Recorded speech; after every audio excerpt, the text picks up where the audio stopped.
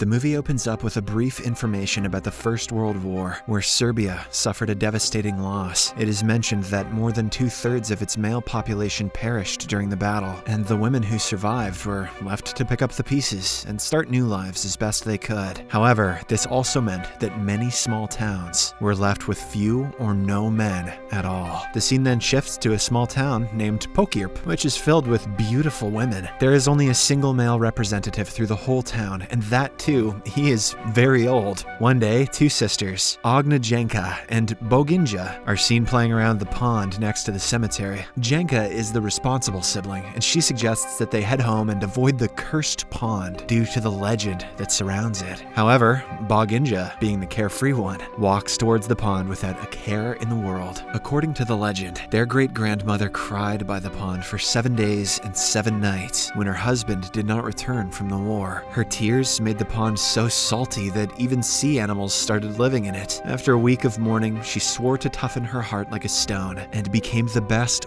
wailer on the mountain. Wailers are women hired to cry at funerals, a tradition that has been passed down through generations in this family, which the sisters are also a part of. In Pokirp, if a boy is as tall as a rifle, he is considered ready for war. However, with so few men left in the village, and with the meager number of deaths nowadays, the family business is slowly becoming worthless. Following this, we are informed that only 2 men have ever returned to Pokirp from the war, but sadly, both died soon after. The first was crushed by a gravestone, and it is unclear whether his death was accidental or due to his wife's anger over his infidelity. Whew, rest in peace. And the second man, who knew that he could not defend the village of women by himself, set up a minefield in the vineyard. However, he did not mark the positions of the mines, and died after stepping on one of them. The vineyard is the main source of income for the villagers, but after the second man left a dangerous minefield beneath, the women who remained have renamed it as Mine Yard. Since then, the group of women draw straws to see who will be the next person to pick the grapes. Sadly, most of the time, they are unsuccessful as the mines explode and blow them up to smithereens. I cannot tell if this is a comedy or a drama. One morning, the sisters are approached by Nada, a young girl who wants to hire their crying services in advance, since she has drawn the short straw and is going to the mine yard next. However, as she has to pay in advance, she asks the sisters to give her a demonstration of their wailing performance. The two immediately agree and start their sample performance. However, Jenka has trouble wailing because her customer is still alive. She tries to think of sad things to make herself cry, but nothing seems to work. In one of her memories, she recalls the day her friend Sanja got married, but was immediately separated from her husband and left mute by the war. To help her, her sister Boginja reminds her that she's turning 22 soon, but has yet to find love, and with the lack of men in this village, it's unlikely she ever will. Luckily, this unusual thought brings both sisters to tears.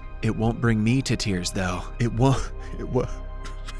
Meanwhile, Nada reveals that she kissed a man once, an old man named Grandpa Bisa, the only remaining male in the village. While the sisters are disgusted by this, Nada explains that she'd rather experience her first time with an old man than never at all. However, Grandpa Bisa is growing increasingly ill, and the famous village witch also cannot do much to help. In the evening, Nada and the sisters venture to the local bar, where the women of the village gather to indulge in drinks and attempt to forget their sorrows. In the bar, a famous band named Ratija's band plays melancholic funeral tunes, which do little to lift anyone's spirits. However, Nada has made up her mind to make the most of her remaining time and implores the bartender to serve the potent spider brandy instead of the usual cheap drinks. As a result, every woman starts having vivid hallucinations of the deceased men who have left a void in their lives. The following day, before going into the minefield, Nada tells the sisters that she has arranged for them to have some fun with Grandpa Bisa. Moments later, she enters the minefield, steps on one, and dies in the blast. Next, the curious sisters visit Bisa's hut, but neither of them is willing to go in first. In an attempt to begin the process, Boginja pushes Jenka onto the bed with the old man. Unfortunately, when Bisa appears close to her face, it causes her to freak out and scream, unintentionally giving him a fatal heart attack. His heart does not beat again, and he dies on the spot. Not a bad way to go, all things considered. As a result of their actions, the sisters are condemned to be burned at the stake. They are tied together together and placed near a fire. Boginja, desperate to avoid death, proposes a condition and promises to bring back a better man than Bisa within 3 days. The village witch agrees, but she makes sure to curse the sisters, saying that if they fail to do so, their great-grandmother's soul will rot in a place worse than hell. That's right, we talking about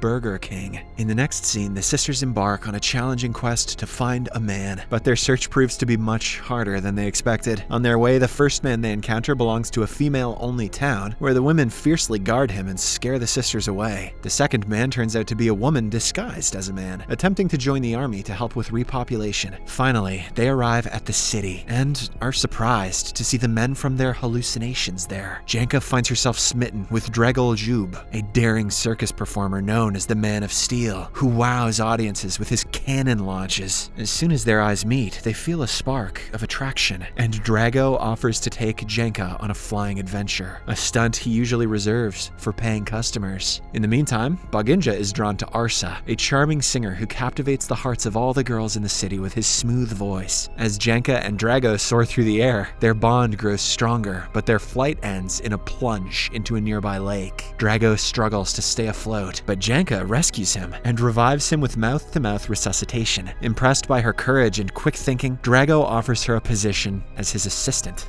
Meanwhile, after being surrounded by a group of women, Arsa makes a bold declaration. He announces that whoever catches the red rose thrown into the pool will be his queen. And so, the women frantically fight to grab the flower, with Boginja managing to emerge victorious. As everyone is distracted by the commotion, Drago makes his escape in a car along with Janka. He also summons Arsa to join him, implying that they know each other. Soon, Boginja also gets into the car, and they set off on their new journey. As the four of them travel together, it becomes apparent that Janka and Drago have a strong connection, while Arsa is not interested in Boginja's advances. The group makes a pit stop to change out of their wet clothes, and Arsa finally becomes attracted to Boginja when he sees her in a semi-nude state. The next moment, they start making out, and so the other couple gets into the car and drives away. On their way, they run into some trouble as Janka's hair gets stuck in the door. Despite her attempts to convince Drago to not go back to Pokerp, he is eager to see a town full of women and experience the beauty. Meanwhile, Boginja manages to convince Arsa to ditch Drago and escape to Belgrade, where they can find fame together. However, during their getaway, they accidentally steal a hearse with a deceased body inside. Along the way to Pokerp, Janka manages to persuade Drago to share some stories about Belgrade, including the upcoming Palace Albania, a towering structure that dreams are made of. Drago mentions that he hopes to perform his circus act from the top of the tower someday. Although Janka considers going to Belgrade again, she feels guilty for not keeping her promise to her people. So they stick to their plan and head to Pokerp, where the women draw straws to decide their chores for the day, and Sanja is the unfortunate one. However, their work is disrupted by the unexpected arrival of Janka and Drago. At first, the women mistake Drago for an illusion, but they soon realize that he's real, and they swarm around him with excitement, except for a tired Sanja. While Drago relishes in the attention, Janka cannot help but feel jealous. Later, they utilize Drago's circus skills to safely collect grapes. He pedals a bicycle on ropes across the mineyard, while Janka is tethered to him, effortlessly grabbing the fruit without having to touch the ground. As night descends, everyone revels in making wine the traditional way, by stomping on the grapes in a large bucket. Drago happily joins in the party, while Sanja watches him from a distance. Meanwhile, the witch keeps her promise and allows the soul of the sister's great-grandmother to rest in peace. However, Janka begins to feel lonely and frustrated because everyone else seems to have what they want except her. But her thoughts are interrupted by the arrival of Boginja, who has come back to help. In the next scene, as the sisters head to the bar, they find Drago having fun with other women. This infuriates Janka, and in a fit of jealousy, she hits him in the groin before declaring to everyone that he belongs to her and that they're leaving for Belgrade. Unfortunately, the women merely laugh at her and continue with their celebrations. When nothing works, Janka takes a daring step by boldly kissing Drago. She then confesses her love for him and urges him to leave with her. However, Sanja, who has been yearning for a kiss from Drago ever since her wedding day was ruined, becomes envious and also plants a kiss on him, disregarding his explanation that he can only kiss kiss Jenka. After some time, Arsa also arrives there and the women immediately surround him. This time it's Boginja's turn to feel envious. Arsa quickly drinks some spider brandy and requests the band to play some music so that he can dance with Boginja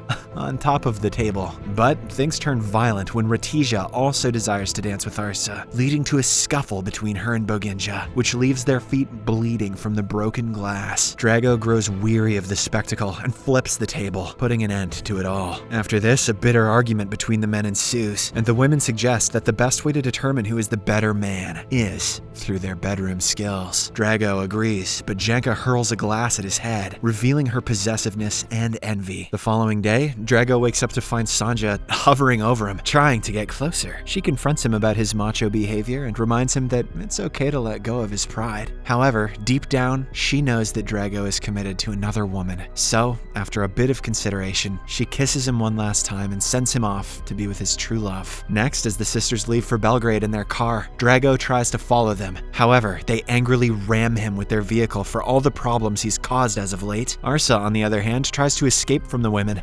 waiting to spend time with him, and accidentally ends up in the dangerous mine yard. Just when it appears as if he is going to die, the sisters arrive, and Boginja steps up to rescue him from the minefield. Before she sets out, she bids her sister an emotional farewell, urging her to continue her way to Belgrade and live a full life. With a red rose, the same one Arsa threw on the day they first met, pinned to her chest, Boginja then moves towards her beloved, and they share a passionate kiss. The villagers watch in awe as the two lovers dance in a beautiful and moving choreographed display, unaware of the mines detonating all around them. They move in perfect harmony until the final deadly mine blast takes them both. Devastated, Jenka gets into her car and drives out of the village. She remembers that her sister had bathed in the cursed pond and believes that it was the cause of her untimely demise. However, the sun is shining brightly, symbolizing a hopeful future, and she begins to imagine the life that Draco had described to her. The movie ends on a hopeful note, with Jenka dancing to a lively rhythm. As she twirls and spins, she knows that she is ready to start a new chapter in her life, leaving the past behind and embracing the possibilities of the future. Subscribe for more videos like this,